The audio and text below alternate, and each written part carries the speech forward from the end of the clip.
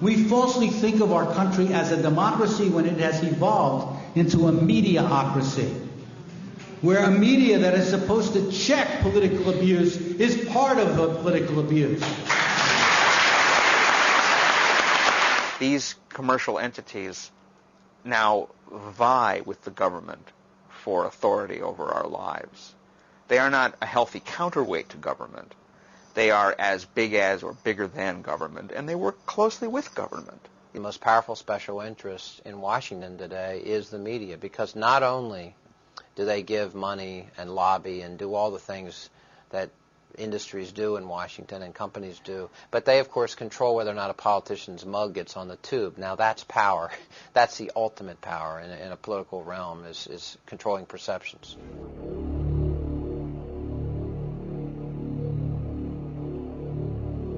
In George Orwell's novel, 1984, Winston Smith worked at the Ministry of Truth.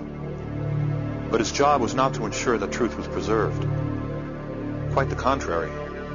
His job was to alter past news stories so that the version of the truth given by the ruling elite, the party, was never contradicted. If the party, which Orwell called Big Brother, lied to the people, a quick check of Winston's altered records, the only remaining records, would prove that the lie was true. Can lies become truth? Could a media system controlled by a few global corporations with the ability to overwhelm all competing voices be able to turn lies into truth?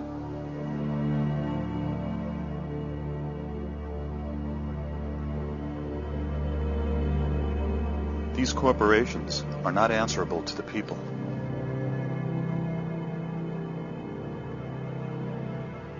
Only the politicians can regulate them. Could corporations possibly buy politicians with campaign contributions? Contributions so large that the politicians would allow unregulated corporations to go about their business of eliminating less powerful voices until only one voice remained. One truth. This documentary actually started 20 years ago when I was in graduate film school. It was around the time of the hostage crisis. It seemed to me at the time that the way the news was being covered was changing, and that this was typified by Rupert Murdoch's New York Post. So I went and I interviewed the editor of the New York Post on video. Very primitive video. Do you think that you people increase public panic sometimes about shortages? Is it possible? Yeah, yes. I think that's where it's that's where the panic starts, through the media coverage, through newspaper coverage, television coverage. Do you think that the New York Post tells the true story? Well, sometimes you cannot depend on the media. I think what they create is they create, like gas, you can create a panic, right? New York is a tough town. Can be very abrasive. And I'm not a great believer in adding to anyone's anxieties. Peter Mitchellmore was quite candid with me that day. Later I found out why. Are you leaving? Yes, go on. I became rather incompatible with the newspaper. The paper's fine, it's selling well, but it's not my kind of newspaper anymore. That's it. That day in 1980, we spoke about the hostages and the new phenomenon of the never-ending story. They were finally released the day Reagan was inaugurated. I didn't think anything of this coincidence at the time. 20 years later, a series of extraordinary events took place.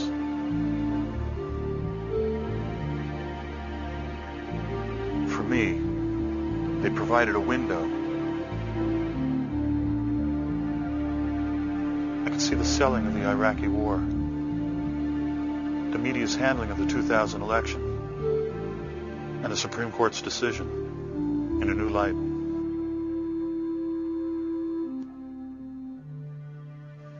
The question became whether there was a pattern in the way stories are covered and then dropped. Had it become easier to purposely manipulate the news? Were they not covering certain stories on purpose? Meanwhile, over the years, I had descended into the third world of independent film. But as it happened, right next to the review of my movie was a review of The Insider, a film about the killing of a news story. I took this as a sign. But how to get at the truth? I read about a man named Charles Lewis, an ex-60 Minutes producer who had created a unique nonpartisan news organization. The Center for Public Integrity broke the Clinton-Lincoln bedroom scandal. He had also done a report on George W. Bush's SEC violations for inside trading. In the 60s, 3 in 4 Americans trusted their government. Today, it's 1 in 4 Americans trust the government. The level of secrecy and the amount of money in our process is greater than it's ever been. Archibald Cox, a Watergate prosecutor I interviewed for our book, The Buying of the President 2000, said the level of trust in this country is worse than he's ever seen it, including during Watergate. People sense, I think, that the financial elites and the political elites have become one and the same, and that the people themselves have no voice in Washington or in their state capitals, that they are somehow being left behind. When we think about democracy, in the United States, we oftentimes, and I think certainly in our media culture and our political culture, the assumption is that the type of democracy we have in the United States is the only type that could possibly exist. It's the high watermark of the human race is capable of, is U.S.-style democracy. In fact, though, I think we have, both in theory and in many ways in practice, a fairly, what you call a weak democracy. I mean, in fact, in many ways, we have a frighteningly weak democracy. There is an unfortunate sense as well of powerlessness, that there really isn't very much that can be done about the state of things. You can't have 280 million people and say that 2 political parties represent the thinking of 280 million people. That's just think about that. If you are, just step back and look at that. And you know, the thing is that anthropologists, they're going to dig us up hundreds of years from now, and they are not going to understand us. No, seriously. And we've made a huge mistake inventing film and videotape because we're leaving behind a record of ourselves. We have a situation in which a significant percentage of the population doesn't vote, doesn't care about the issues, is tuned out entirely, is what we call depoliticized. In fact, we have a rate of depoliticization in the United States that must make a tyrant like in Indonesia envious. They say, how can I get one of these vegged out populations? The top 1% that controlled 90% of the wealth had 2 major political parties doing their bidding for them. And the other 99% had no political party on the ballot representing them. And no representation in Congress representing them. And yet that 99% ran around waving little flags going, we're free! We're free! We live in a democracy! Woohoo! Oh, we're going to look like assholes. No, seriously, folks. We got to leave a note behind and explain our actions. We have more instant access to information as consumers and as citizens than we've ever had in the history of the country. That does not necessarily mean we're better informed. And that's a fascinating irony by itself. There's an apposite quote from Dr. Goebbels. It's a kind of an explosive, thing to invoke here, but he said once, and this is an example of how sly he was, that what you want in a media system, and he meant the Nazi media system, is ostensible diversity that conceals an actual uniformity. The truth of the matter is that increasingly what we see, what we hear, and what we read is being controlled by fewer and fewer large multinational corporations. People don't appreciate this. In the last days of the Soviet Union, you had dozens of newspapers, dozens of magazines, all kinds of radio and television stations. The only problem is that all of that media was controlled by the Communist Party of the Soviet Union or the government of the Soviet Union. We are moving in that direction. There is an illusion of of choice that's maintained when you can have 100 channels on your cable system, and how many movies did the studios release a year now? All these different studios, and the music industry with so many labels, and magazine stands that go on and on and on forever. Well, the owners are a handful, 5, 6 different companies. And that is a very dangerous development for those of us who believe in a vibrant American democracy. Fewer and fewer people vote. When polls tell us that fewer and fewer people understand the political process, what the media does is trivialize what goes on, sensationalizes it, makes it entertainment, rather than saying, look, the function of the media is to educate you to live in a democracy, which is pretty serious stuff. You got a media system that's basically a subsidiary of corporate America. That's all it is.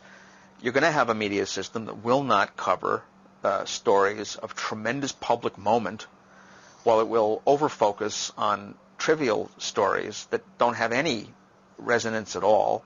In terms of the political process, you ask yourselves, what are the most important issues facing our country? Why is it? Simple question. With all of the growth in technology, with all of the wonderful globalization and free trade, all of that stuff, all of the increases in education, why does the average American today work longer hours for low wages than was the case 25 years ago? Simple question. Do you think it's seen on television very often? What about the morality of 1% of the population owning more wealth than the bottom 95%? Seen that? In a New York Times editorial, Princeton economist Paul Krugman addressed one of these little-mentioned issues. According to the nonpartisan Congressional Budget Office, between 1979 and 1997, income for families in the middle rose 9%. Income for families in the top 1% rose 140%. Krugman noted, quote, "I know from experience that even mentioning income distribution leads to angry accusations of class warfare." He then asks, why has the response to rising inequality been a drive to reduce taxes on the rich? Good question. According to Joan Didion, news is no longer just reported but managed in a way that sets its terms and shapes its overall content. Has the mainstream media become an anti-democratic force in the United States? What you want to say is, if you have a self-governing society, a democratic society, what does that society need from its journalism? I mean, what are the attributes you need to have from your journalism, from your media system to produce, so that people can govern their own lives effectively? And I think there are 2 or 3 things that jump out at you if you study the matter at all. And they're really not debated. One, you need a really hard watchdog. You need a journalism that keeps track of people in power and people who want to be in power. Hitler says in Mein Kampf that the people's power of forgetting is enormous. This is the case with mass society, right? You have to have a healthy media system in order to counteract that natural tendency. You've got to have that, because then people will be sufficiently roused by the notion of having to protect their interests to pay attention. Otherwise, if it's just a spectacle, if it's just a bunch of razzle-dazzle and bullshit, people will naturally, forget about it in a couple of days. And that's the pickle that Americans tend to be in. A CNN Gallup poll conducted in March 2003 found that 51% of the American people thought Saddam Hussein was personally responsible for the September 11th attack. Why did they think that?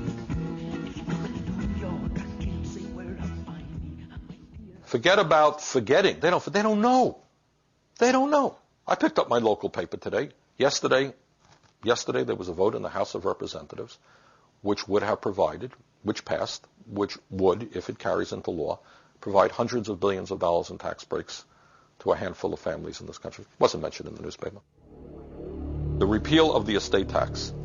Half of the benefits of that repeal will go to the richest 1/10 of 1% of the population. All of the benefits will go to the wealthiest 2% of the families in America. You got that? 98% of the families do not pay 1 nickel in estate tax. I walked down the street a couple of months ago. Guy goes up and he says, Bernie, I'm really angry at you. You know, why are you angry? I've got $20,000 in the bank, and I want to leave my money to my kids, and why are you stopping me from doing that? $20,000. This guy's not going to pay 1 penny in estate tax. People don't know that. So what they do is they poll. They got very good pollsters, and you play off the general ignorance of the population. People don't know much. Death tax sounds pretty good. Everybody who dies, you got to pay a huge tax to the federal government. Not true. We put the death tax on the road to extinction. The death tax is a bad tax. And yet that 99% ran around waving little flags going, we're free! We're free! We live in democracy! Woohoo!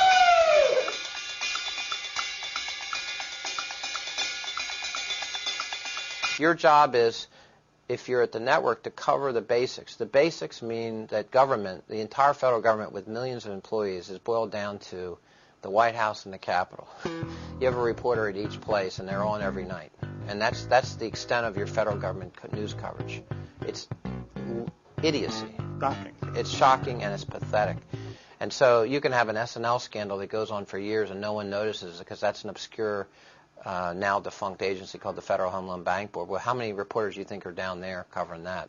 Hardly any. If a member of Congress gets an appropriation for $58,000 in order to put some funding into a house or something or into something in his community, it's liable to make the front pages. Congressman Jones gets pork, $58,000 for this stupid project. Headlines. But when you spend hundreds of billions of dollars, it is more likely that the hundreds of billions will not be covered than the $58,000. How did journalism get this way? To remove controversy from story selection. So you can't be yelled at for why did you put this on the front page and didn't cover some other story. There becomes a tremendous reliance upon official sources as the basis of legitimate journalism. This was a new thing. You know, in 1875, if the governor said something wacky, a newspaper editor would say, I'm not going to cover that. It was stupid. Newspapers, they don't invent stories. They go to people, experts in this country, for their opinions on what's coming down or not coming down. It means those people in power, political power especially, but also business power, are sort of the assignment editors of journalism. What they want to talk about becomes news. If they agree that they don't want to debate something, like the CIA, it's virtually impossible for a journalist to introduce that as a story. If the media had been on the job during the 2000 election, for example, if they had reported what was actually going on and reported it with all due emphasis and repetitiousness, kept on the story day after day. I don't mean the occasional piece on page 10 of the New York Times. I mean appropriate coverage where you follow the scandal. If that had happened, Bush Cheney wouldn't be in the White House today because they weren't elected. They stole the election. The range of inquiry by journalists was strictly determined by what the official sources were saying. In this case, the Gore campaign and the Republicans, the Bush campaign. And journalists basically, their credible journalism volleyed between these two positions. Now, the problem with that was very simple. The two sides were playing by very different rules, very different game plans. On one side, you had the Republicans, and they were committed to winning this election no matter what. Principle be damned. They were taking power, period. That underscored everything they did. So there was no commitment to being principled whatsoever. One day, if you got the right ruling by the state Supreme Court, it's clearly a state issue. The ruling 2 days later goes against you. The exact same people say it's clearly a federal issue. There was no sense of shame. The point was you wanted power, period.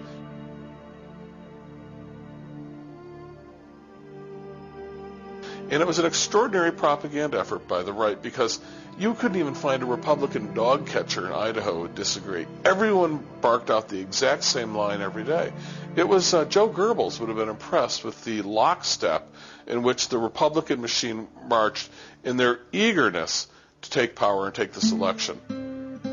The problem was for those of us who just think whoever gets the most votes should win and wanted a fair election, the journalism didn't reflect that interest. It was a prisoner of that range of debate, and therefore it played directly into the hands of the Republicans. The BBC reported that 5 months before the 2000 election, Governor Jeb Bush moved to purge 57,000 people from the voting rolls, supposedly ex-felons. the great story that was broken by Greg Palast from Britain, which has now been confirmed, on for the first time, the use of by Catherine Harris of this private company to come up with a list of felons who wouldn't be permitted to vote, which was a dreadfully bogus list of thousands of people who weren't permitted to vote, who should have been. According to Palast, a private firm with Republican ties, Database Technology, signed a $4 million contract to provide scrub lists of ex-felons. Part of the job was to verify the list, which the firm acknowledged was inaccurate. The state of Florida brought in this Republican firm on the excuses. They had these databases, and when the company said, well, now we want to run the databases against this list of 57,000 names, there's a little handwritten notation that says, in Catherine Harris's office, right on the listing of the database checks, it says, don't need. We will give you, what they told DBT, we will give you the check if you don't check. How many of these names are wrong? Statistically, 1 in 20 people on the list may have committed a crime. So 95% of the people on the list, 95% of the people on the list, are kind of innocent. Now, when I say kind of innocent, see, 54% of the people on the list are unequivocally guilty of being black. Now, you do the arithmetic, okay? 95% of a list of 57,700 people, 54% of them black. Catherine Harris certified the election of the President of the United States on the basis of a plurality in Florida of 537 votes. You do the arithmetic and you tell me what happened in that election. Palast, when he first broke it, CBS News called him up. And CBS News said, yeah, we might want to work on this. And Palast said, well, go ahead, follow up on it. You can have it. Nothing happened for a couple of days, so Palast called up the producer at CBS News and said, why aren't you covering this? And the producer said, and I'm paraphrasing, well, we called up Governor Jeb Bush's office, and he said that it wasn't true. It didn't check out, so we're not going to go with it.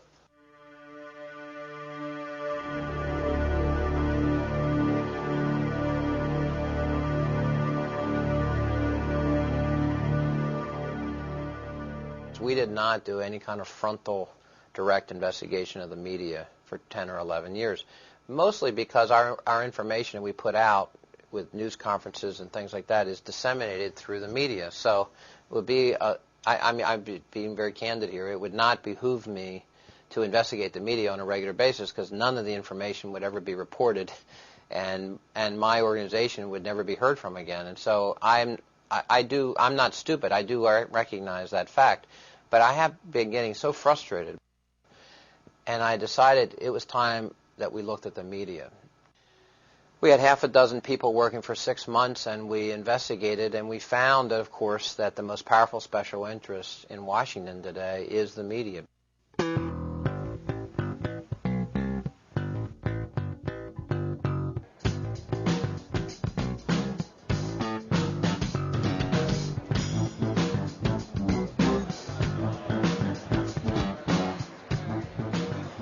Lobbyists hire placeholders. These people line up first thing in the morning for spots in committee hearing rooms allocated to the public. A few minutes before the hearings begin, the lobbyists arrive.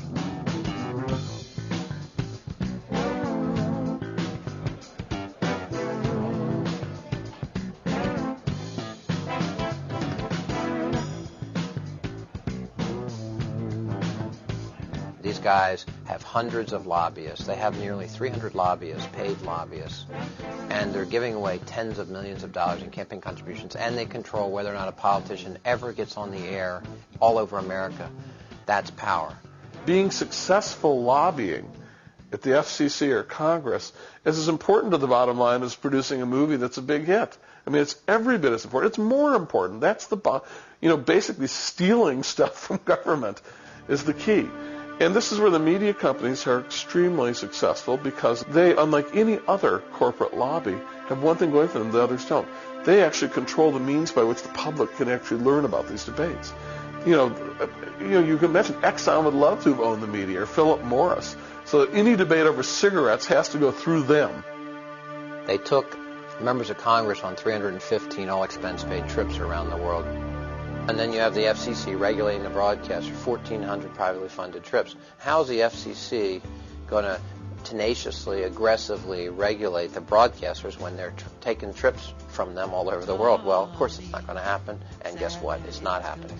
The problem in this town is that a lot of the regulators that have been set up to protect the public interest have been captured by the people they're regulating, and that's been going on for years. It's not new, but it's outrageous. Regulators, the Federal Communications Commission, almost always upon leaving office, go to work for the people they were supposedly regulating in the public interest.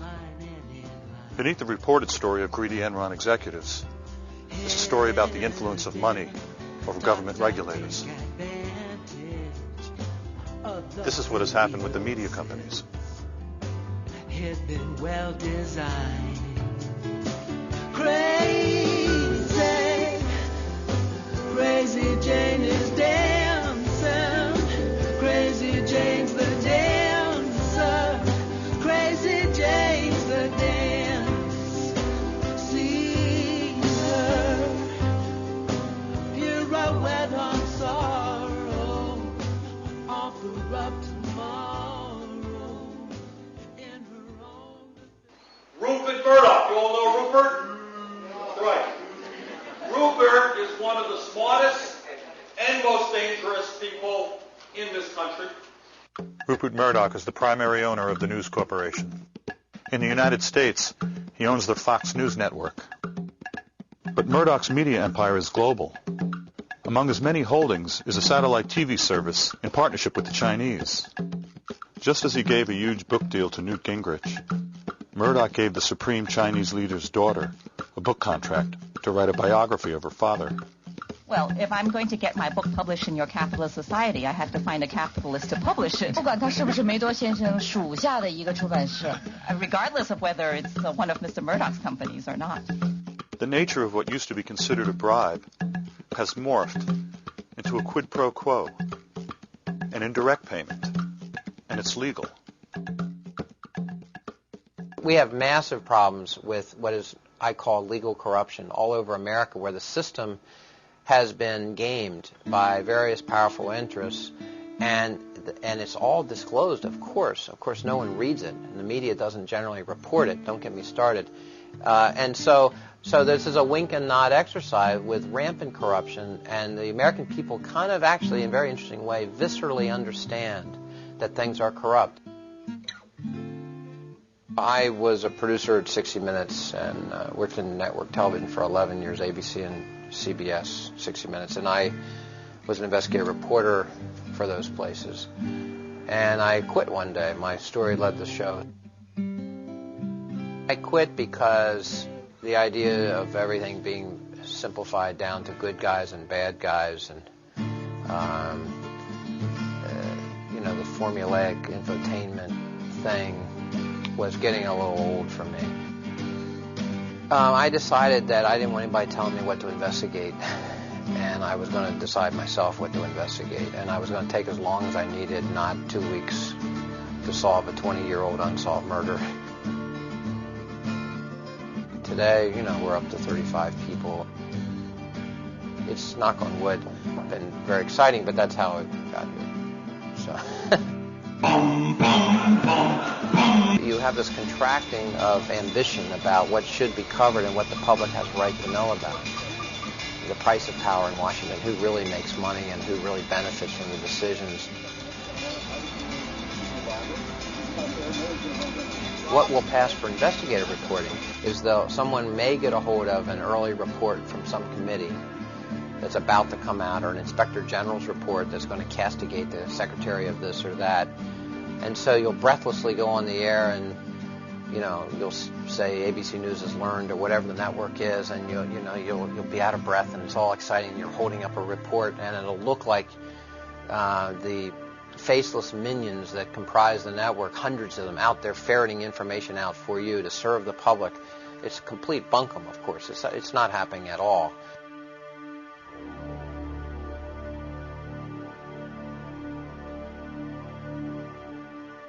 The public would never know from the media that they spent $11 million to keep any free airtime provisions out of any legislation, successfully, by the way. Edward Fritz, head of the National Association of Broadcasters, called free airtime for candidates unconstitutional and an infringement on the broadcasters' free speech rights.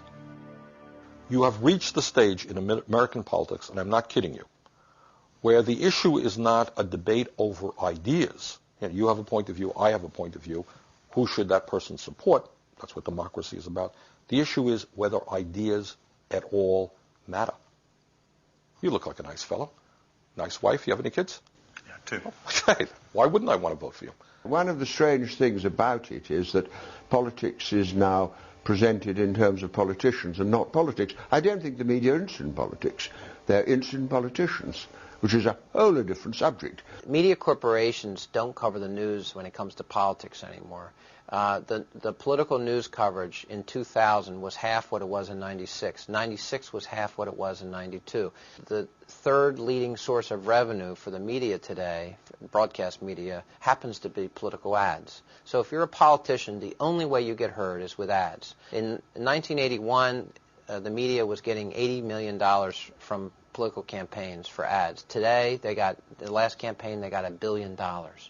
That's why you've got to have millions of dollars to run for office as a politician. You're either a millionaire, you're able to raise large sums of money all day, dollar for dollars, and that's who goes into politics. And you are complicit in this system. You're not going to rock the boat. You know, 98% of those who run for Congress, who run again, get elected, get reelected. We have a 98% return rate in Congress. Are you aware of this? Do you know, I looked up the statistic. The old Soviet Politburo had a 92% return rate. All right? They actually have more turnover than we have in the U.S. Congress. Is that just the most embarrassing thought? Why do we do this? We've got to change these laws. We grant these monopoly rights to TV stations. They don't pay a penny to the people for getting these monopoly rights to TV frequencies. And then they turn around and sell time on the public property and make billions of dollars and destroy our political system. All the while, they pay off the politicians themselves to keep getting these monopoly rights. The corruption here is dreadful. The public is really at a loss. What do you do about that exactly? I'm not quite sure. I mean, they're probably in a perfect world, there should be a citizens movement about this. People should be marching in the streets. I mean, in some ways, we should be as angry about what's happened to our media as the Russians ought to be about what happened to their media. Now, that would be seen as heresy inside the networks. How dare you? We covered stories all the time last week. Look at this story. Look at that story. They would take issue with what I just said. They'd probably call you un-American. They would call me un-American and a bomb thrower, and I probably won't be on any of their airwaves anymore after this interview. 10 years ago, 50 companies ran the media in America. Now it's down to 5 to 7. Tonight, as I came down here, NPR was reporting on decisions that the FCC, under the control of Michael Powell, son of Colin Powell, who when asked about whether or not there was a digital divide in the world, said, "I'm more worried about the Mercedes divide. I'd like to have one, but I can't afford it." That's the commissioner of the FCC, who is about to lift all the ownership caps on big media companies, and an issue that is not covered in the media. Michael Powell was actually quoted as saying that he has no idea what the public interest is. The oppressor here is regulation. He actually said that.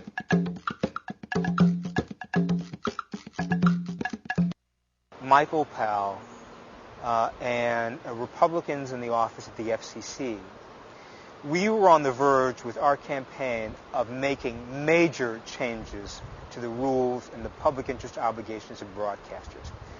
The Federal Communications Commission had proposed rules that we pushed in this campaign, that hundreds of Americans in small communities, in large communities, pushed.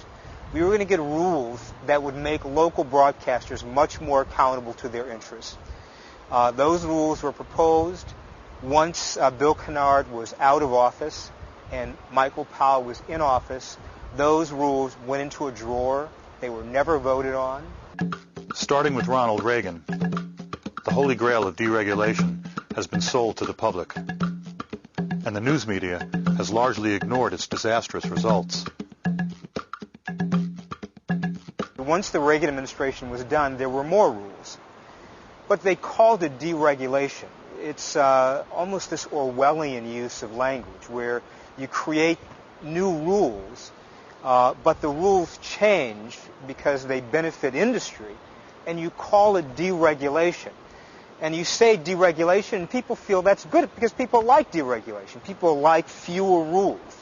They like, depending on simpler, cleaner, old Western rules. But it's a trick. It's not really what's happening. I remember when I first went into television, I believe the FCC rules were very stringent about how many television stations a network could own. I think it was 5. And, of course, they had to be in different markets. And now, I know here in New York we're talking about a duopoly. That's the new word.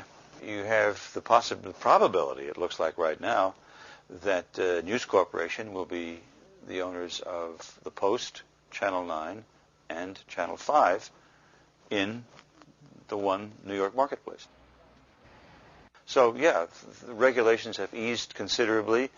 The whole ball game has changed, and precisely how that affects different people buying and selling different stations in different markets and how it impacts on the news, I don't know. In my view, there are tremendous effects that are almost entirely negative. There's almost nothing positive about it. First of all, it leads to these companies are so big, their political power grows exponentially. It's a democratic issue. It means that one viewpoint will come to dominate in most of the outlets that we use for knowing what's going on in the world. Many people are not aware that when you watch television, you are watching a program produced by a large multinational corporation that has enormous conflicts of interest. General Electric and NBC is a perfect example. How can we be sure we're going to get the kind of information we need to have about the nuclear industry, about defense contracts, and all of those things when NBC is beholden to this parent company? Why would they report on that? Of course they wouldn't. Why would ABC report on what's going on at Disney? They wouldn't. There's no point in it. And it's precisely for that reason that those companies want to own television stations in the first place, so that they can keep a check on those sorts of things. General Electric has made it a very proud part of their policies that they are going to move jobs from the United States of America to China, to Mexico, any place in the world where they can get cheap labor. This suggests, obviously, that General Electric is deeply concerned about our trade policies. Over the years, General Electric has done its best not to pay taxes, or to pay as little as they can in taxes, taking advantage of all kinds of corporate welfare tax loopholes. Suggests very strongly that General Electric has an interest in tax policy. General Electric is a major polluter. Therefore, they're concerned about weakening environmental policies. It's not obviously just General Electric. It's the same thing with CBS or ABC. The conflicts of interest are enormous, and the result is that certain issues are talked about, certain issues are not talked about. In close to 11 years, we've done more than 100 reports. The reports and investigations about public servants screwing up or systemic abuses of public trust by public officials almost always get covered. We're the ones that broke the Lincoln bedroom scandal about the Clinton White House. We've done a lot of this kind of thing. When we do those stories, they get covered, and the media jumps on them, frankly. We have a news conference. We normally have 50 or 60 reporters, 4 or 5 cameras. But I have to tell you, when we've investigated corporations, for some reason it just doesn't get covered. What can I say? See the Business Week cover a short while ago. The majority of Americans believe that corporate America is just one corrupt institution that needs to be reined in. In some ways, corporate power is treated by our news media much like communism was treated by the Soviet press. In the Soviet media, the bad commissar who didn't meet the tractor quota could be skewered in the media. Pravda or TASS could give the guy a hard time. But the system of communism was off limits. And in many respects, the occasional capitalist or firm that might make a bad tire or bad seatbelt can be skewered, but the system as a whole is always off limits. In my entire political life, not one reporter has ever come up to me and said, Bernie, you know, the average worker is today working longer hours for low wages than 25 years ago. What the hell are you doing about that? Why do people have to work 50 or 60 hours a week? Bernie, what are you going to do about the plants that are being shut down in Vermont where companies are moving to China? What are you going to do about that, Bernie? Never been asked to me. Why not? Because those are questions that the reporters are not allowed to think about. You are, in a sense, you know, people say, well, do you think, Bernie, that there's a conspiracy, that Jack Welch is on the phone to every reporter for NBC telling them what to ask? Of course not. But what goes on, there's a framework of thought that you are allowed to have, and it goes from here, it goes to there. Everybody kind of has the same mindset. You know, this story plays, this is a lead because it screams. This is everybody kind of has the same approach to it.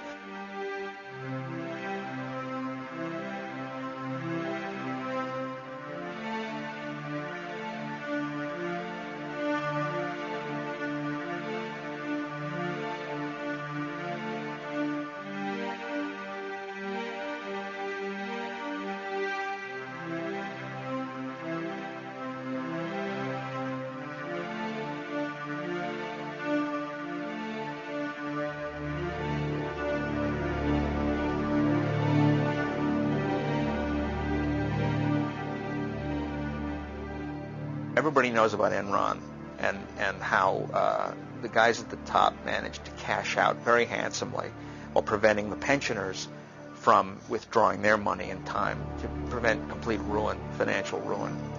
Well, I mean, there's a history behind this, you know. George Bush, who is, of course, a good friend of Kenneth Lay, cashed out in exactly the same way, as a major shareholder in Harkin. According to the Center for Public Integrity, George Bush served on the Harkin Energy's board and was able to realize a huge profit of $848,000 by selling his stock in the corporation. Harkin had concealed its losses by selling some of the firm's assets to a group of insiders and declaring a profit. Shortly after he sold, the stock price plummeted. He reported the sale to the SEC 34 weeks late. Bush was on the audit committee and the restructuring committee. He claimed he didn't know. I propose some tough new standards for corporate reform. Like you all, I took a look out there and saw a problem. And the problem was we had some folks who were trying to fudge the numbers. We had some people who decided they weren't going to tell the truth when it came to their assets and liabilities. The Harkin inside trading story was reported by the Center for Public Integrity 7 months before the presidential election, but the mainstream media chose not to report the story. This represents a kind of insider trading. It's obviously epidemic at the top. In the 2000 election campaign, the mainstream news media hinted that Al Gore was a liar. At the same time, the press ignored or glossed over serious questions about George Bush. From repeated allegations that he had gone AWOL to inside trading. Is there a connection between Bush's avowed policy to completely deregulate big media and their see no evil news coverage? Call it a coincidence. You know, they'll cover whatever they damn well please, and it's not going to get in the way of the bottom line. It's not going to cost a lot of money to produce, and it's generally not going to upset the powers that be, of which they are a major part themselves. And that's where we are as a country, and it's really grim to watch. It's very depressing.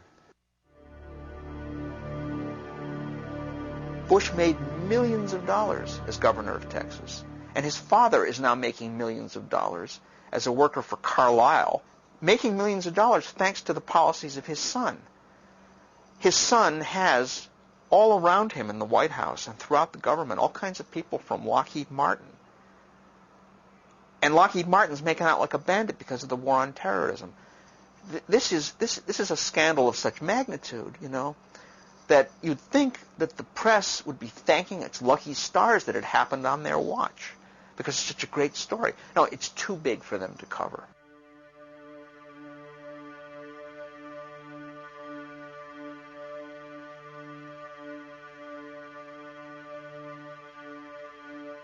We know what to do with someone caught misappropriating funds. But when confronted with evidence of a systematic attempt to undermine the political system itself, we recoil in a general failure of imagination and nerve.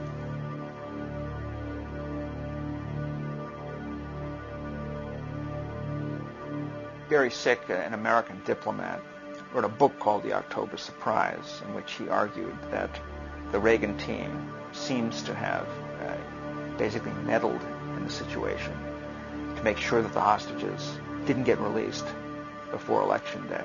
Gary Sick was a member of the Carter administration and on the staff of the National Security Council from August 1976 to April 1981. According to Mr. Sick's congressional testimony, quote, "In the course of hundreds of interviews in the U.S., Europe, and the Middle East, I have been told repeatedly that individuals associated with the Reagan-Bush campaign of 1980 met secretly with Iranian officials to delay the release of the American hostages until after the presidential election. For this favor, Iran was rewarded with a substantial supply of arms from Israel." End quote. According to Mr. Sick, low-level intelligence operatives and arms dealers are no Boy Scouts. End quote. Their accounts were not identical, but on the central facts, they were remarkably consistent. Because of my past government experience, I knew about certain events that could not possibly be known to most of the sources. Yet their stories confirm these facts. Again, quoting Gary Sick, "From October 15th to October 20th, 1980, events came to a head in a series of meetings in Paris. Accounts of these meetings vary. There is, however, widespread agreement on a number of points. 1. William Casey, Reagan's campaign manager, was a key participant. 2. Iranian representatives agreed that the hostages would not be released prior to the presidential election on November 4th. 3. In return, Israel would serve as a conduit for arms and spare parts to Iran." Quote, "At least 5 of the sources who said they were in Paris in connection with these meetings insist that George Bush was present for at least one meeting. 3 sources say they saw him there. Former President George Bush denied being in Paris." According to Sick, immediately after the Paris meetings, things began to happen. Iran publicly shifted its position in the negotiations with the Carter administration, disclaiming any further interest in receiving military equipment. Again, according to Sick, between October 21st and October 23rd, Israel sent a plane load of F-4 fighter aircraft tires to Iran in contravention of the U.S. boycott and without informing Washington. There was a congressional investigation into this claim eventually. It was grossly inadequate. It was a real whitewash. A lot of questions were never even entertained, much less answered. In 1991, a congressional committee led by Democratic Congressman Lee Hamilton declared there to be no credible evidence linking Reagan's team with a delay in the hostages' release. In 2 contemporaneous magazine articles, charges of an October surprise were discounted. According to Mr. Sick, quote, "After listening to the evidence, one of the former hostages I spoke with said simply, 'I don't want to believe it. It's too painful to think about.'" Whatever the truth of the October surprise may be, what is undeniable is that the story is a career graveyard for journalists seeking to work in the corporate mainstream. If you read what the hostages themselves had to say later in their various reminiscences of the experience, and you read some of the press coverage in depth, you find that the Iranians who were guarding the hostages had their stopwatches out. I mean, they were waiting for a particular moment to let those hostages run into the field of vision of the photographers who were all there waiting to take their picture. Do you agree with this statement? Whatever is regularly broadcast is the definition of what is news. Or do you have another definition? That is a good question because, yeah, I mean, if it happens but you don't hear about it, did it happen?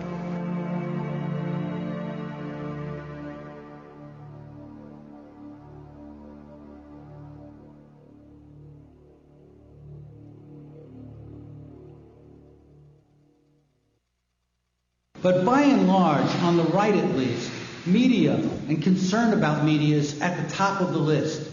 Republicans and the right wing mobilize, they organize, they train people to be in the media. Right-wing foundations spend money on media programs. They fund and subsidize a media presence to create an environment friendly to the views of a real minority in our country by actual numbers. In 1971, Lewis Powell, a corporate lawyer, was 2 months from being nominated to the Supreme Court by President Nixon. He wrote a memorandum expressing his concerns about how consumer activists and progressives were infecting the general population with an anti-corporate bias. This treatise circulated among a number of wealthy industrialists. One of them was Joseph Coors, who in 1972 provided initial financing of $250,000 for the Heritage Foundation. So began the neoconservative movement to influence the media. What we've seen since the mid-1970s is that all the great conservative foundations devoted almost all their money to ideological warfare. So much of journalism depends on who the source of the story is. And so you've seen the creation of these foundations or institutes in Washington, like the American Enterprise Institute, the Heritage Foundation, the Cato Institute, that basically are extraordinarily well-funded groups. Reclusive billionaire Richard Mellon Scaife funds many of the right-wing think tanks. He also underwrote the Arkansas Project, a 4-year multi-million-dollar effort to investigate President Clinton. What has happened is resident fellows at the think tanks are paid to create rationales for predetermined economic and political positions, much like it was done in the old Soviet Union. The truth of the matter is that billions of dollars are being spent to convince the public that their interests and those of the corporations are the same. The first few times they employ one of these right-wing experts, they'll be called from the conservative American Enterprise Institute or from the conservative Cato Institute. But over time they just drop that. And pretty soon it's just from the Cato Institute. And pretty soon it's just analysts. If you're a source and you can have someone weigh in on trade deals, on Supreme Court appointments, on tax bills, giving your perspective, if you've got a series of people who sound like they know what they're talking about of all sorts of degrees, you can really influence the news. Powell singled out commercial TV and the judiciary as areas to influence. TV because it shapes people's minds. The judiciary because many crucial decisions are made by the courts. We have always had an unrealistic view of our judiciary. We don't hold our judges and our judiciary in general to the same standards of reporting as we do the legislative branch or the executive branch. There's much less coverage. If the Supreme Court had done for Al Gore what it did for George Bush, I give you a 100% guarantee that I would have written the same identical book, The Betrayal of America. 5 members of the United States Supreme Court committed, in my opinion, and I feel very strongly about this, one of the biggest and most serious crimes in American history when they stopped the recount in Florida, took the election away from the American people, and handed it to George Bush. And in a fair and just world, these 5 justices belong behind bars as much as any American white-collar criminal who has ever lived. The mainstream media, they don't even want to talk about what the court did anymore. Their position is, and they've made it very, very clear, the election is over with. We've moved on to covering other matters. Now, mind you, and this is not to defend President Clinton, but this is the same group, the mainstream media, who pursued Clinton not just day after day, not just week after week, not just month after month, but year after year. These 5 justices are ardent Federalists, states' rights advocates. And they've said over and over again, we let state courts interpret state law. December the 8th, the Florida Supreme Court ordered a manual recount. The recount started the following morning, a Saturday, December 9th, 8 o'clock. At that point in time, Bush's lead had shrunk over Gore to 154 votes. 2 o'clock in the afternoon, Justice Antonin Scalia steps in with an emergency order supported by the 4 other justices. He said, we got to stop this recount because if it continues, it could, quote, threaten irreparable harm to George Bush, unquote. So even though the election had not yet been decided, the incredible Scalia was presupposing that Bush had won the election, and any recount that showed that Gore had won would threaten irreparable harm to George Bush. Now, if that doesn't show that these justices were trying to steal the election for George Bush, what in the world would? We're supposed to believe as Americans that all judges have some sort of saint-like qualities, that they're not political in any way, and that we can't even discuss it. Justice Clarence Thomas's wife works for the Heritage Foundation, a very conservative think tank in Washington, D.C., that assisted Governor Bush in his transition to power. We don't look at their financial holdings. We don't look at the trips they take to conferences sponsored by ideological groups that want them to rule certain ways. The night of the election, November 7th, Sandra Day O'Connor's at a cocktail party in Washington, D.C. with her lawyer husband, John. Dan Rather comes on the air at 8 o'clock and announces that it looks like Florida's going for Al Gore, whereupon O'Connor blurts out, "That's just terrible." She was angry. She was upset. The Wall Street Journal found 3 witnesses at the party to confirm that story. Newsweek found 2. Both the Wall Street Journal and Newsweek went to Sandra Day O'Connor for a comment. She declined comment.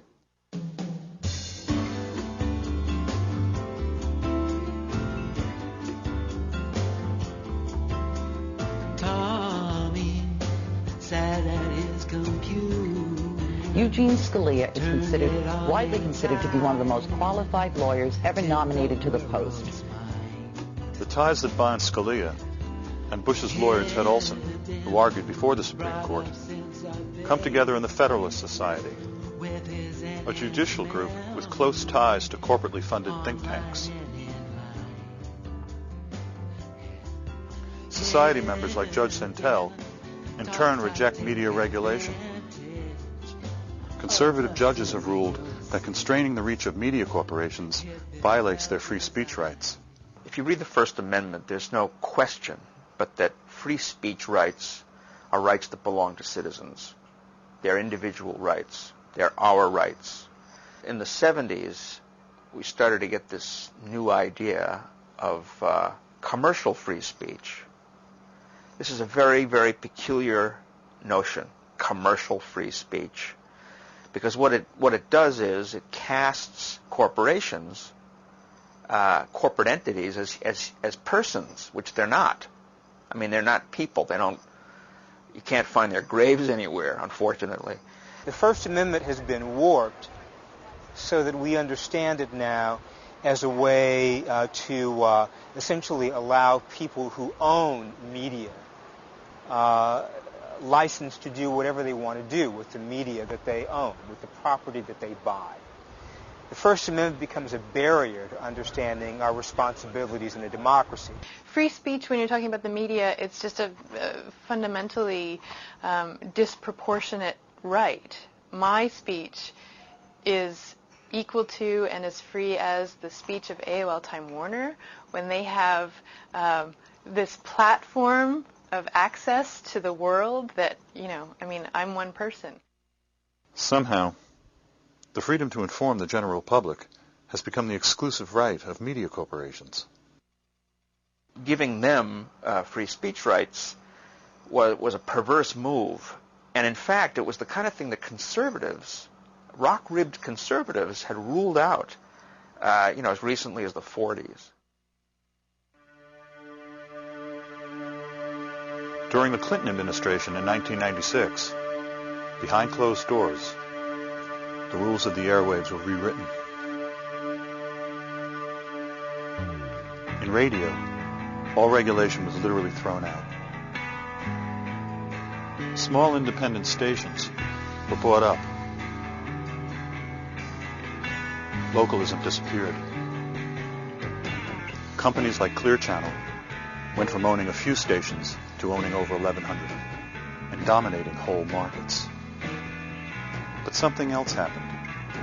Under Reagan, in 1987, the Fairness Doctrine was eliminated. Radio and TV stations were no longer required to air opposing viewpoints. This is partially responsible for the rise of right-wing radio All the time, from coast to coast. The vice chairman of Clear Channel is Tom Hicks. In 1998, Mr. Hicks purchased the Texas Rangers baseball team in a deal that made President Bush a multimillionaire. Clear Channel banned Dixie Chick songs because the lead singer criticized the president on the run-up to the war. A famous middle-aged rock and roller called me last week to thank me for speaking out against the war, only to go on to tell me that he could not speak himself because he fears repercussions from Clear Channel. They promote our concert appearances, he said. They own most of the stations that play our music. I can't come out against this war. Why didn't we find out more about that bill before it was passed? Well, because who's going to report on it? The media? According to Bill Moyers, during the Senate debate, Senator John McCain said, "You will not see this story on any television or hear it on any radio broadcast." Altogether, the three major network news shows aired a sum total of only 19 minutes of coverage on the Telecommunications Act over the course of 9 months. When a consumer group called the Consumer Federation of America got some money from the long-distance phone companies, who were also, for their own different reasons, opposed to the bill, they tried to buy a 30-second spot on CNN saying that this concentration of power in the hands of a few companies would cause cable TV rates to go through the roof and phone rates to go up, and CNN would not even accept their money. They wouldn't even let a consumer group, a dissenting group, buy their way in to the story. Each time a new communications technology has emerged, a few companies soon gain total control over it. Will this happen with the Internet? Well, up until now, the Internet has been governed by a system requiring open access. The telephone network on which the dial-up Internet is based has been a common carrier, has been open. So anybody could have a website, anybody could transmit anything, and you could have all kinds of companies competing to provide you with Internet service. Open access is being replaced now by a system of closed access.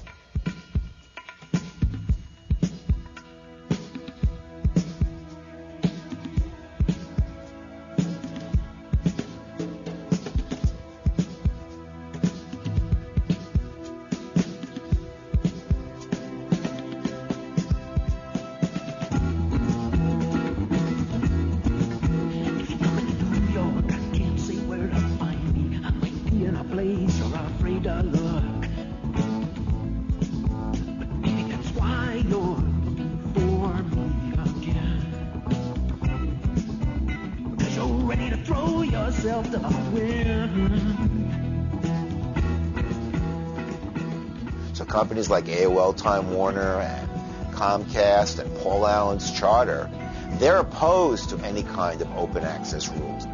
They say, we want to control Internet delivery.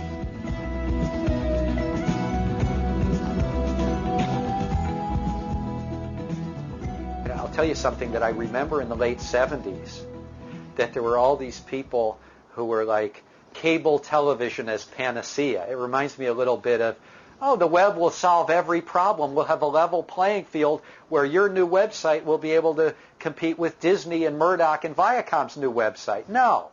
Michael Powell has ruled that the cable companies are not subject to the open access rules. The future freedom of the Internet is in doubt. You know, one of the myths of our society, you've probably heard this one, is it's based on competition. Have you heard that? That's the sort of pablum they feed us in the bottom fish. The truth of the matter is, at the top of the system, the key to the system is crushing competition. So what we've seen in media, in all the sectors, you've had fewer and fewer companies. The largest companies buy the small companies. They try to get bigger and bigger and make it harder for new companies to enter. Because once you have just a handful of companies dominate an industry, the ability for someone to enter the industry as a newcomer is almost impossible. I think there are lots of ways that you make news more profitable, and it doesn't make for better news. If you ask the reporter, are you interested in truth, of course they'll all say yes. If you go to journalism conferences, which I do quite a bit of, Everyone is looking for the truth. The problem is the gatekeepers of truth are not the reporters, they're the owners. And they're the lackey editors who work for the owners. And they'll decide what flies and what works and what pays the freight in terms of the advertising and the numbers. They'll be watching those numbers, and those numbers better be up or they'll get a new anchor. The thing that we base our coverage, is it a good day or is it a bad day, is the numbers. I mean, I wish we didn't have to rely on that so much. I wish there was some way that you could base your job or a performance on something other than the numbers. Unfortunately, that's not the climate right now. You look at news directors who get hired, because those are the ones that are really on the chopping blocks. I think their jobs are less secure than Major League Baseball managers. That's not news. That's marketing. That's something else. I never heard of doing news based on going for some demographic. You do the news. Call me crazy, but that's what you do. You investigate something because it needs to be investigated, or someone's clearly lying, or there's some issue of the public trust that needs to be looked into. You don't do it because you think some demographic will particularly enjoy the story. I mean, that's nutty. And it's the underlying theme of all the great laments we see, of all the journalists you talk to now. We're so appalled that the public service they entered has become a purely commercial activity. A pundit is defined as a learned person. According to James Fallows, in his book Breaking the News, pundits are celebrities, telling us what to think of events. Howard Kurtz, the media reporter for CNN, said, quote, "The culture of news has merged with the relentlessly glitzy world of entertainment, producing one great roaring ooze of headlines and hype. Margaret Carlson of Time magazine said producers want people who can sound learned without confusing the matter with too much knowledge. I'm perfect." Jeff Greenfield of CNN said, "We're booked as entertainers. We know what we're being paid for. We are being paid to fill seats. FaceTime on television translates into big-time lecture fees." According to Brian Lamb of C-SPAN, the message from Washington in the last 20 years is that everyone does everything for money. George Will said, "If you pick your audiences carefully, you can give the same speech every time." McLaughlin said, "It's important to go on the road, where you'll get to hear the whole range of views from the trade association. These speaking engagements are usually given to business and trade associations and paid for by corporations."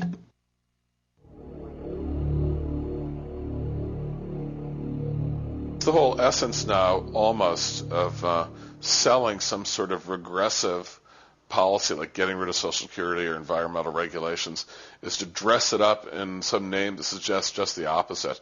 So if you're going to try to get rid of environmental regulations, you call your group Save the Environment. That's the name of the group that's trying to get rid of the regulations. When Reagan vetoed the Fairness Doctrine, he said it was inconsistent with the tradition of independent journalism. It's what Orwell would call the politically euphemistic language that is used by everyone, by politicians, but also by news anchors. We live in an era now where media has become so used to accepting the spin and accepting the structures that they are given that they don't cover news anymore. Can lies pose as truth? Winston had a friend at the Ministry of Truth named Syme, who was sure that they could. His job was to eliminate words. The aim was to narrow the range of thought by eliminating words that make real thought possible. There would only be good and evil. Everything that Big Brother represented was good. Everything that opposed Big Brother was evil. As Syme explained to Winston, the whole climate of thought will be different. There will be no thought as we understand it now. Orthodoxy means not thinking. One of these days, thought Winston, Syme will be vaporized. He sees too clearly and speaks too plainly. One day he will disappear. You heard that 175,000 votes were not counted in the state of Florida. But it's not like everybody's vote counted or was not counted the same. The number of votes not counted was in direct proportion, county to county, to the black population of the county. So how could it be that, for example, in Gadsden County, 52% of the population is black and 1 out of 8 votes was not counted? 1 out of 8.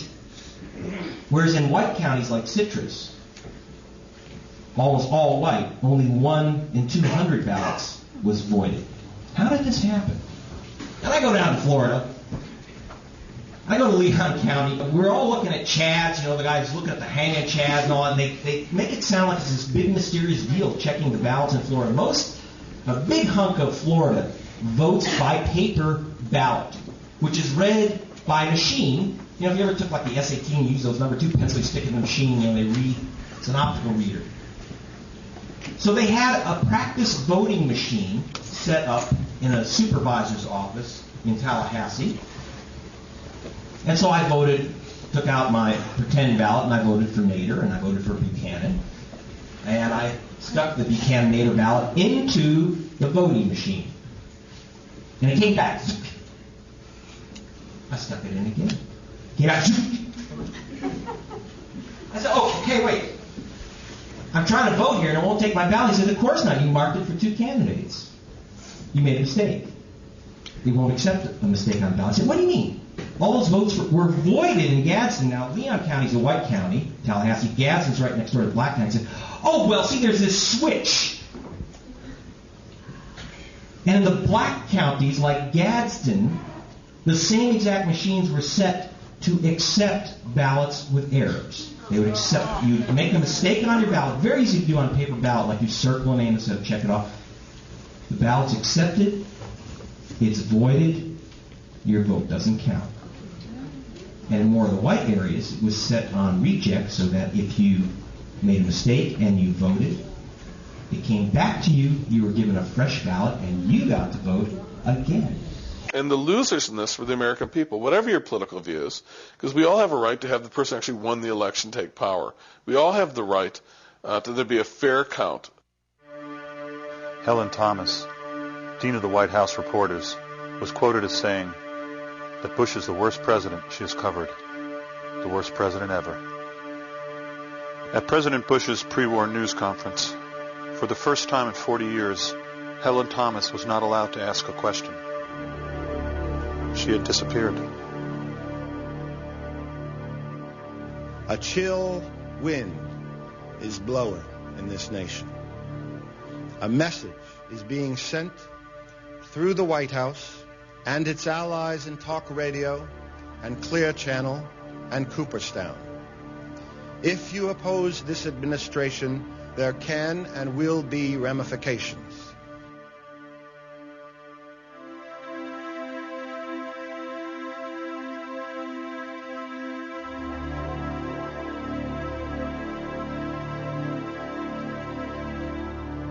In the last several years, media corporations and politics have merged in a new way.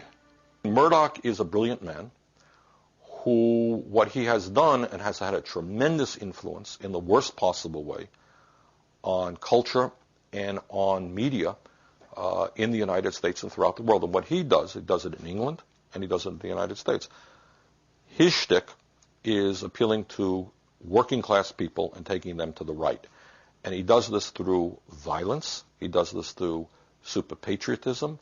He does this through sensationalism. So what you have now, and I'll give him credit for this, Fox Television is the first major network that has no pretense. I mean, CBS and NBC, they have a pretense to objectivity. Rupert Murdoch's Fox News Network is run by Roger Ailes. Ailes was the executive producer of TV for Richard Nixon. He was a consultant to Ronald Reagan and George Bush I. Tony Snow, a host, was a Bush speechwriter. The anchor, Britt Yoon, contributed articles to the ultra-conservative American Spectator. The phrase fair and balanced is repeated incessantly, like a mantra. Fair, balanced. Goebbels said, if you repeat a lie often enough, people will believe it. All of their talk shows are controlled by extreme right-wing Republicans. And it is a front for the right wing of the Republican Party. John Ellis, the head of Fox's election desk, Jeb and George W. Bush's first cousin. And it's notable that on election night, the first network to declare that George W. Bush had won the presidency of the United States was Fox. And it was John Ellis who made the calculation and the determination that they should make that call. But it's not only Fox. At GE, the wall between journalism and politics was also broken. According to the Reuters news service, former General Electric chairman Jack Welch came into the NBC studio and insisted that the race be called for fellow Republican George Bush. All the while, an NBC in-house taping system was recording Welch in the studio that night. NBC refused to turn over the tape despite repeated requests from Congressman Henry Waxman. NBC President Andrew Lack claimed turning over the tape would infringe on the editorial process. Waxman replied, "Mr. Welch is not a journalist." And we now know the studies show pretty clearly, as they understood, they lost the vote. If there had been a fair vote, they would have been out of power. Calling the election for George Bush that night set the tone for any recount scenarios. And the whole tenor of the coverage followed that. If you watch Chris Matthews, O'Reilly, Brian Williams, when is Gore going to finally give up? Another desperation measure by Gore. The assumption being Bush had won. Gore is just scrambling, trying to sneak his way in through some loophole. The irony is that as the corporate news media has moved to the right, charges of a liberal bias have become pervasive. This impression was created because the Republicans have an arsenal of on-air pundits, adept at polarizing opinion and ridiculing anyone who disagrees. And they can rely on Murdoch-owned media assets. Some stories disappear, others are repeated endlessly. Murdoch, in turn, gets his deregulation. A conservative pundit, Bill Salmon, has written a book about Al Gore's attempt to steal the election. I find out that the party launching his book will be full of lobbyists and pundits, and decide to go videotape them.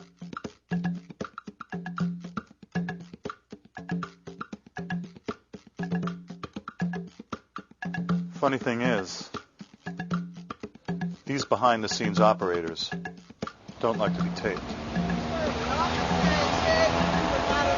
You're not allowed to film the building without permission. As the right got more and more of a toehold in the media culture generally, through the efforts of Heritage and Hoover Foundation and others, that myth became increasingly serviceable, you see. You could cow moderates, much less liberals. You could cow anyone who wasn't a right-winger working in the media by constantly assailing them with accusations of liberal bias. Or by assailing them about a lack of patriotism. I'm Janine Jackson from FAIR, the Media Watch Group. I thought you might like to know that the Heritage Foundation has announced that Jesus would support a war on Iraq.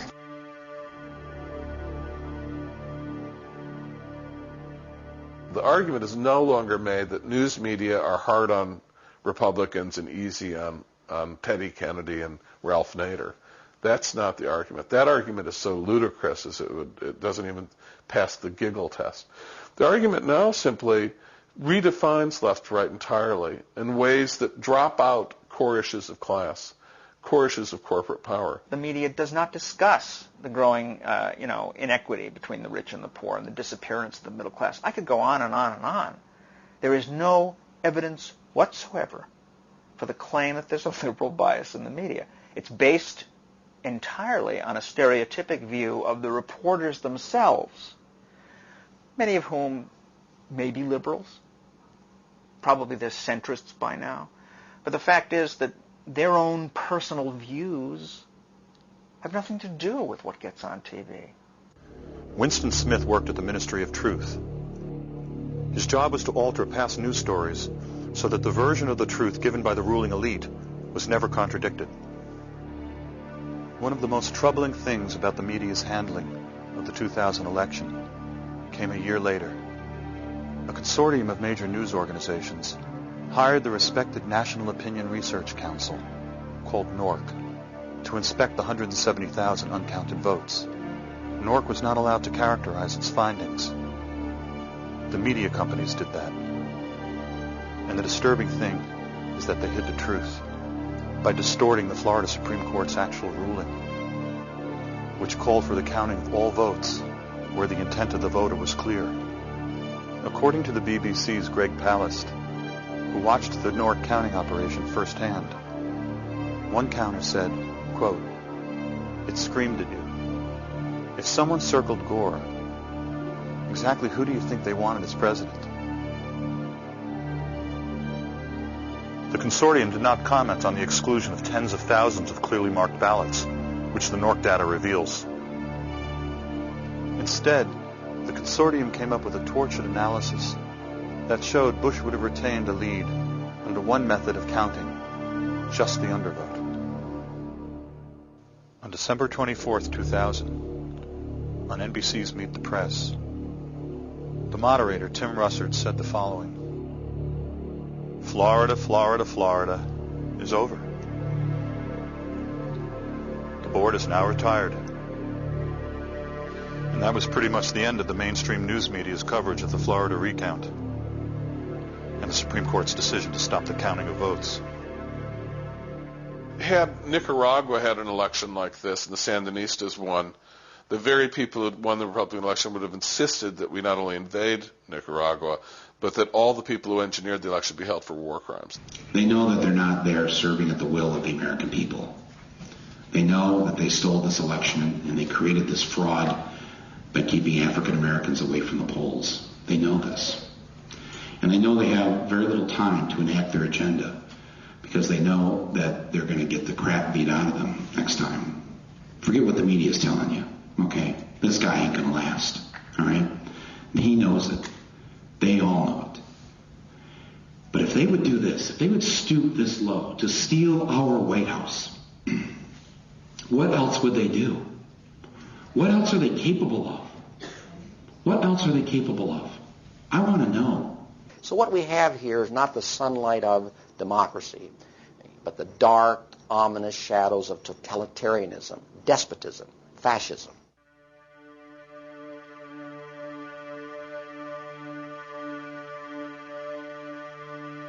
In a curious footnote, over the next 2 years, the Voter News Service, which had called Florida for Al Gore, was to be revamped for the 2002 midterm elections.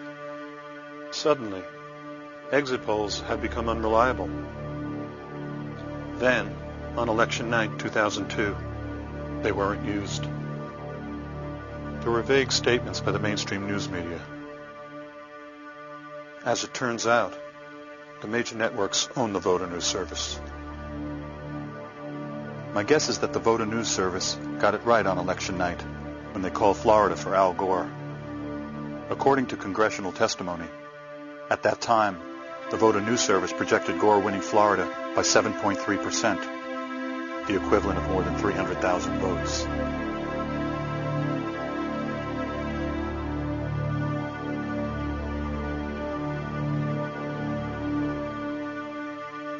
The Voter News Service was the smoking gun. It had to disappear. Welcome to computer voting, the newest twist in our voting process. With no paper trail. Uncheckable.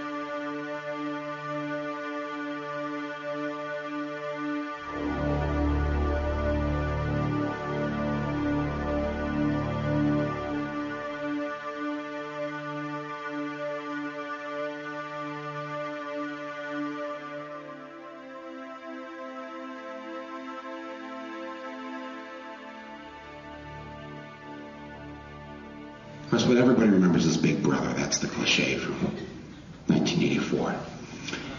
Let me remind you of another part of the story.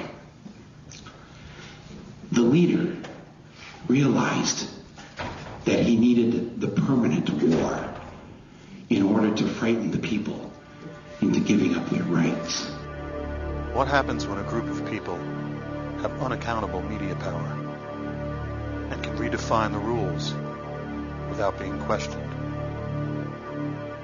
On September 25, 2002, as the United States moved toward war, relatives of the 9/11 victims spoke.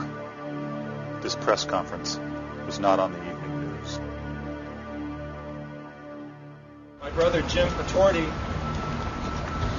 worked on the 95th floor of the North Tower of the World Trade Center and lost his life on September 11th. And one of the hardest things I had to do was to tell my parents that they would not be seeing their oldest son again. No one victim of violence of war is less or more important than any other. So my brother, who was seen as a type of collateral damage in some fanatics' eyes, his death is no more or less important than the collateral damage of someone in Iraq or Afghanistan. It's a leveling commonality that we have with these people. And so for those people who are making decisions about leading us into this very dangerous era, they have an open invitation. They can come to my house over the holidays. My brother's birthday is right before Christmas. They can see what it's like to be around a family who's affected by war and terrorism. And we believe that this aggressive act, this unilateral act, will only inflame anti-Americanism that is already in the Middle East among Arab communities. It is a factor in leading fanatics to commit crimes against us like September 11th. And they're saying to America, look, don't use this as a basis to go to war. Without dissent, you no longer have a democracy. You have a dictatorship. And that's what we're getting from the White House. Oceania is at war with East Asia. Oceania has always been at war with East Asia. Well, in the novel, of course, Oceania has not always been at war with East Asia. In fact, Oceania and East Asia were allies against Eurasia. But it suits the purposes of the inner party to make everybody think that the latest situation has always been the case. How is that any different from George W. Bush constantly mentioning the horrific fact that Saddam Hussein gassed his own people in 1988 at Halabja? How is it any different when at the time the U.S. actually had foreknowledge that he had chemical weapons, knew that he had gassed his own people, and did not protest back then? Saddam Hussein was a darling of the Reagan and Bush administrations. The thing that is most amazing to me is the lying that goes on today. You are now teaching, I'm not making this up, we are teaching damage control and spin. I remember in this country we used to call spin lying. Now we call it spin and we study it and we admire it. How to put out a line of bull and have it fly for more than 24 hours, and then they high-five each other because they beat the other side if it's another party or it's another candidate, or it's another company if it's one company with another with their annual report of their quarterly earnings or this or that. Public relations has overcome our whole society. It's all PR.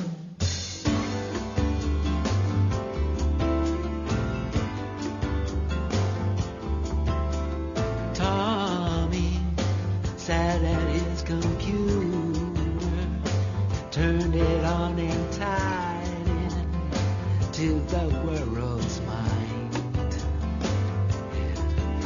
He'd been brought up since a baby with his enhanced memory, online and in line. He'd been taught to take advantage of the symbiosis.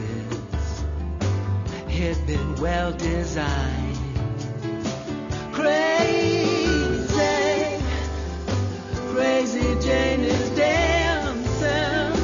Crazy Jane's the dancer. Crazy Jane's the dance. See her. Pirouette on sorrow, offer up tomorrow in her own defense.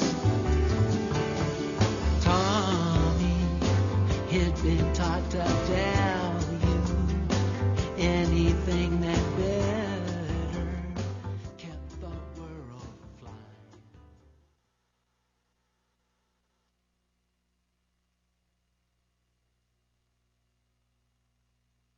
Commissioner Copps. Good morning. I strongly dissent to this decision because today the Federal Communications Commission empowers America's new media elite with unacceptable levels of influence over the ideas and information upon which our society and our democracy depend.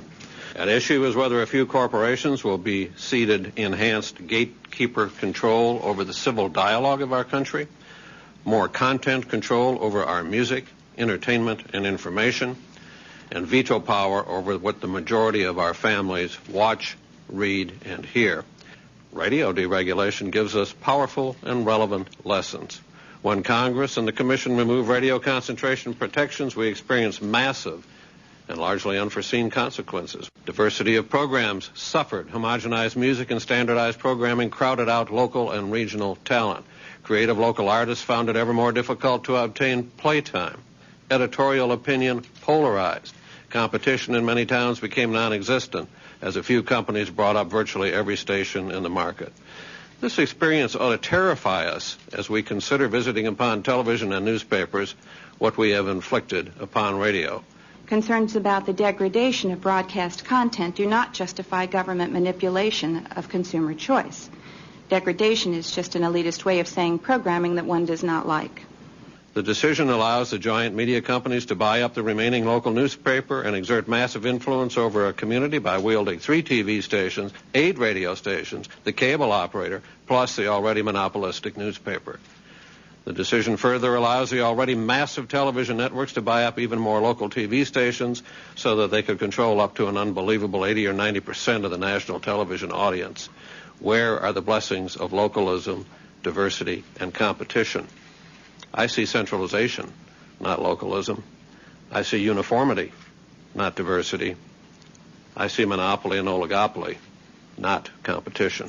It would be anathema to the First Amendment to regulate media ownership in an effort to steer consumers towards other programming. 90% of the top cable channels are owned by the same giants that own the TV networks and the cable systems. More channels are great, but when they're all owned by the same people, cable doesn't advance localism, editorial diversity, and competition. And those who believe the Internet alone will save us from this fate should realize that the dominating Internet news sources are controlled by the same media giants who control radio, TV, newspapers, and cable. I refuse to pour 1 ounce of cement to support a structure that dictates to the American people what they should watch, listen to, or think. The public reaction against the proposed changes has been unlike anything the FCC has ever seen. Of the nearly 750,000 comments we have received, nearly all oppose increased media consolidation, over 99.9%.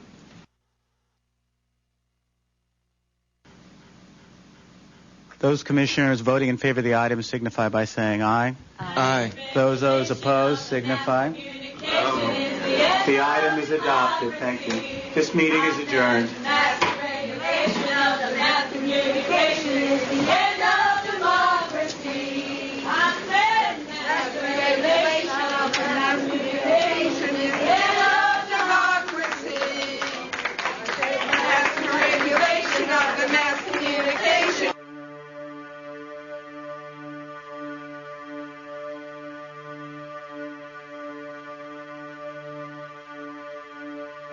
The list of well-recognized people and organizations who oppose all or part of the FCC's media ownership rules is one of the strangest lists of strange bedfellows you'll ever hear.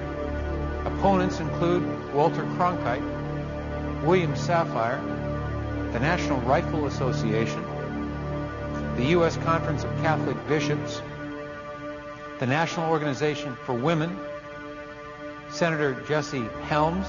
Theoretically, deregulation is good, but it's not always the right way to go. In the shadow of the largest corporate scandals in the history of this country, the last thing we need is to have regulators with no teeth.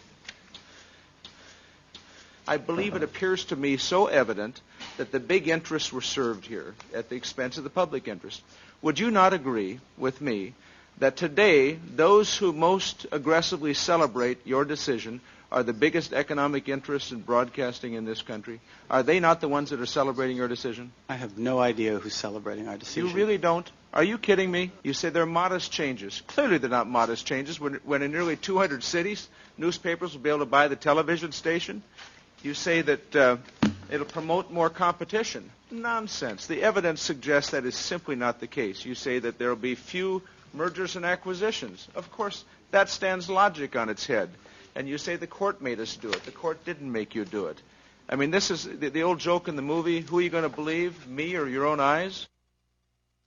Commissioner Abernathy, you said that we were acting out of irrational fear instead of hard facts with respect to the issue of consolidation.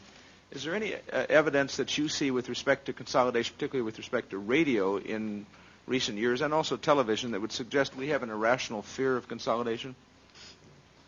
What you have to balance here is you have to balance the First Amendment rights of the licensees against the rights of all the public to have diversity, localism, and competition.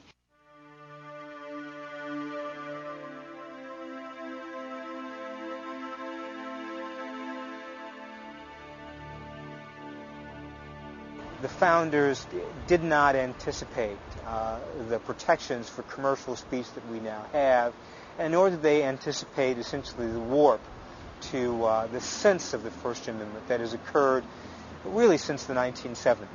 We have to revisit the terms. What did they mean? What were they talking about? They can't possibly have meant that there should be free speech rights for transnational corporations, because there weren't any back in the 18th century. They didn't exist. They weren't thinking of that. They were thinking of the citizens of the democracy. Citizens have First Amendment rights to a diversity of antagonistic views.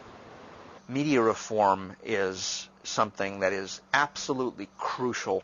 It is the primary issue. It is the most important thing. Nothing is more important, because if we don't have a media system that we can use to get our word out, whatever our word may be, if there is not a viable democratic media system for getting that word out, forget it. You know, we're screwed. We're completely screwed. We need antitrust activity, okay? And that's a complicated thing, and it will require that we rethink the very basis of antitrust law, which at the moment is all economistic. We have to understand that the real reasons why we particularly need to look at antitrust in the realm of media industries is not for business reasons, not for economic reasons primarily, but because the content, the crucial content of the news is completely distorted by large commercial interests.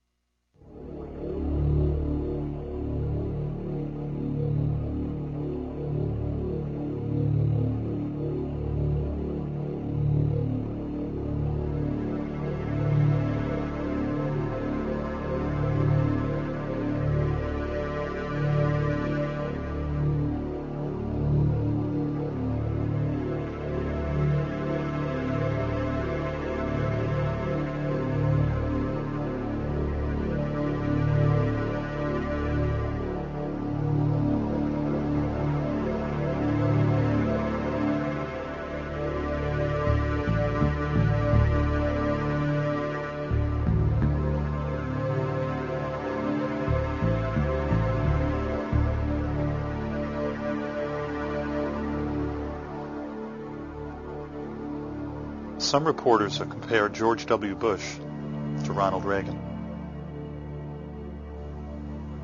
I reflected back on the Post interview from 1980 and about the hostages.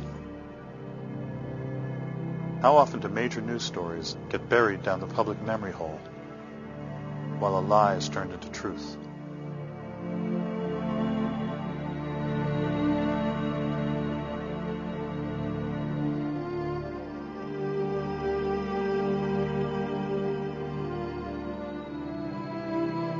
There's a window of opportunity now. Most governments, most countries have not figured out how to limit access to the internet, and they've not figured out, and powerful companies have not figured out how to block information that is inconvenient or unfriendly to them or that they don't like off of the internet, at least in this brief window that we have before they all figure it out. Will history repeat itself? Will the public find out about the threat to the internet before it's too late? We're not in the clear here at all. I mean, this is not a straight shot here where we can just go ahead and do whatever we want. It's complicated, but it's new, and there's some things we don't know about it and no one else knows about it. And as long as there's the slightest bit of vagueness or the unknown element is something I'm going to exploit as much as possible.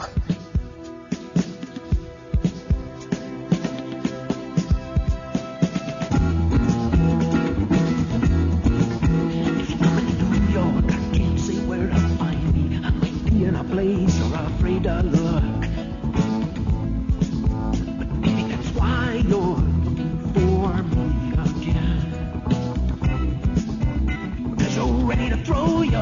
to the wind.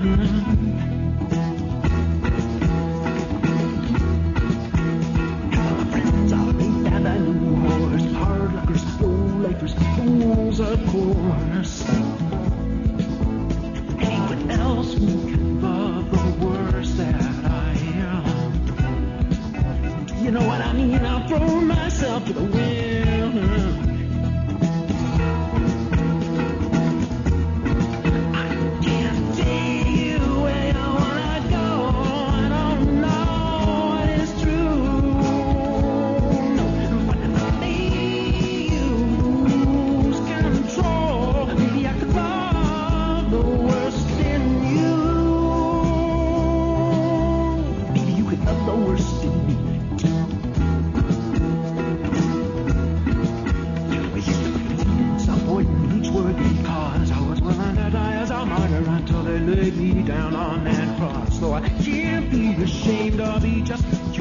It's not so easy to drop in, so I might as well throw myself to the wind.